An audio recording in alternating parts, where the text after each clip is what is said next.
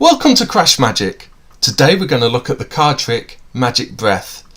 This is a really fun trick. There's no setup involved, totally impromptu, and I'll show you a tutorial at the end of exactly how you can do this trick. But first of all, let's get into the performance. Let me show you the trick Magic Breath. Let's start by giving the cards a shuffle, and I'm going to just spread them out on the table, and if you could pick any card that you fancy, totally free choice, and if you could look at and remember that card, we'll just keep shuffling these cards, make sure they are well and truly mixed. So once you've looked at and remembered your card, if you could put that back down there,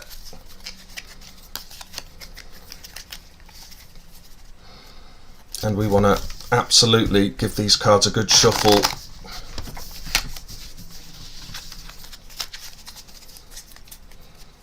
Okay, so you had totally free choice of which card you picked, and now you're going to have totally free choice of deciding where you think in the pack that card is. Because what I'd like you to do now is give me a number from, let's say from 5 to 20. Now, as you're not actually here, I'm going to use this D20. So this is a 20-sided dice. We'll give it a roll. If we get a 1, 2, 3 or 4, we'll roll it again. Any number from 5 to 20, that will be your selection of where your card is in this pack. And we are, is that a 10 or a 17? Let's roll that again so we get a 14. So, totally free choice of card, and now you've given me a totally free choice of where you think your card is in this pack. So we're going to deal 14 cards now down onto the table. 1, 2, 3, 4, 5, 6, 7, 8, 9, 10, 11, 12, 13, 14 cards, and wouldn't it be amazing if this was your card? Oh, it's not your card. Oh, okay. Okay, well, I'm a bit disappointed in that because I have been practicing this trick quite a lot. I must admit, I have been using my invisible deck of cards to practice it, so let me just get those and see if we can work out what I've done wrong.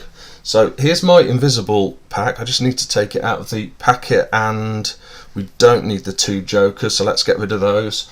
Okay, let's give it a bit of a shuffle and let's try again. What was your number? 14, wasn't it? 1, 2. Hold on. Let's put those back. I've just remembered what I forgot.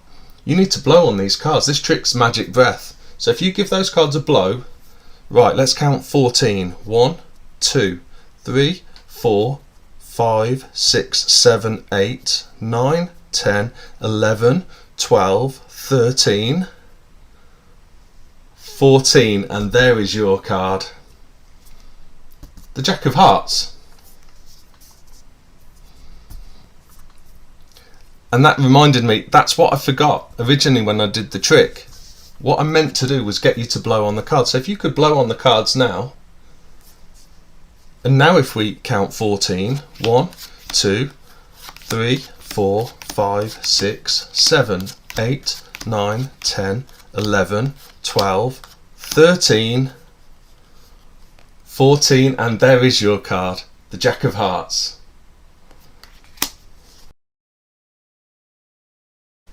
I hope you enjoyed that performance of Magic Breath, and now I'll show you exactly how you can learn to do it. I think it's a really nice fun one. As I said at the start of the video, no setup, totally impromptu, which is always good. So you can, of course, shuffle the cards as much as you like at the start of the trick. You can also offer them to your spectator for them to shuffle as well if they'd like. You then get the spectator to pick a card however you like, either fan the cards out in your hand or spread them out on a table, and they've got totally free choice of whatever card they'd like to choose. So in this case they have chosen the 7 of spades. Now the key thing is we need to get them to return that card to the pack, and we need to control that card to the top of the pack. So I'm sure you all know plenty of ways of doing that.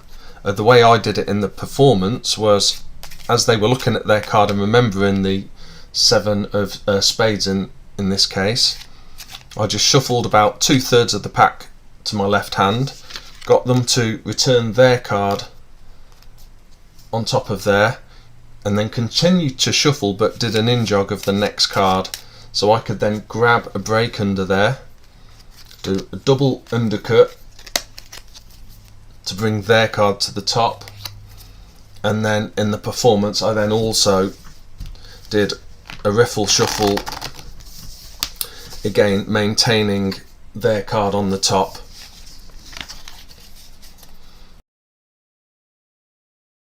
So once you've done that, you can then reiterate the fact they had a free choice of picking any card in the pack.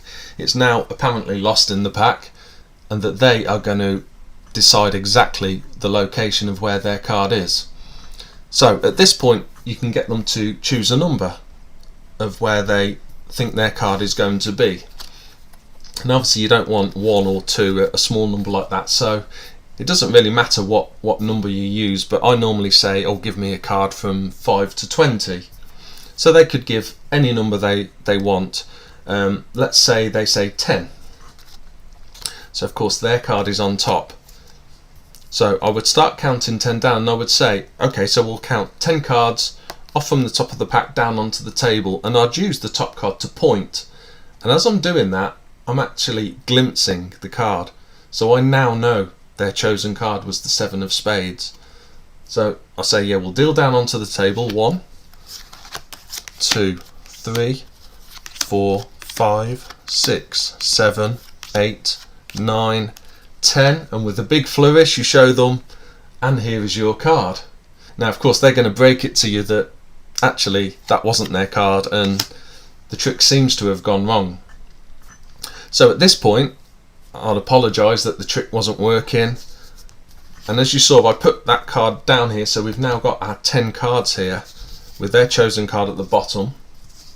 I put that back on top of the pack, so their card is now in the 10th place, and I don't make a big thing that I'm apparently mixing the cards, but as I'm explaining, I'm sorry the trick's not working, I don't understand, I've been practicing this trick a lot, I'll just shuffle the cards, but again it'll be a false shuffle maintaining the 10th position of that card. So again in the performance I just did an overhand shuffle. As soon as I got to a point where I've still got that top 10 in this case, obviously it could be a different number, but once you've got to a position where you've still got that group of cards, I then just drop them back there, so we've still got that top section in place and their card in this case in the 10th position. So I'd explain to the spectator, yeah, I'm really sorry about that, because I have been practicing that trick a lot, and I've been practicing it with my invisible deck of cards. So of course this now makes a really fun section of the trick where you can pretend to take the invisible pack out of the box. You can pretend to take the jokers out. You can pretend to shuffle the pack. Of course you can let your spectator shuffle the pack as well if they'd like. And then you say, oh, I think I remember what I did wrong. This trick is magic breath. I need you to blow on the cards. So you get them to blow on the invisible pack of cards, and then you start dealing 1, 2, 3, up to 10 in this case. So when you get to 10, you go, there we go, that was your card.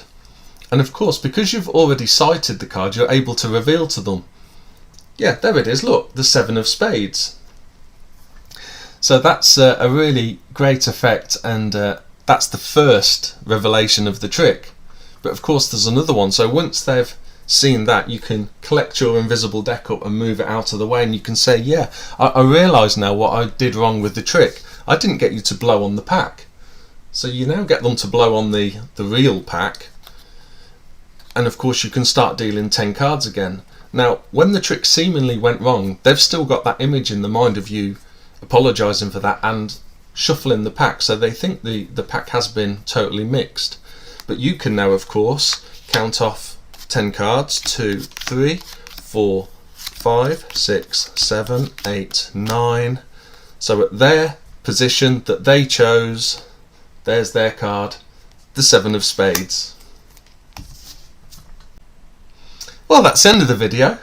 If you liked it, please like it and subscribe. If you've got any comments, leave them down below, and see you soon.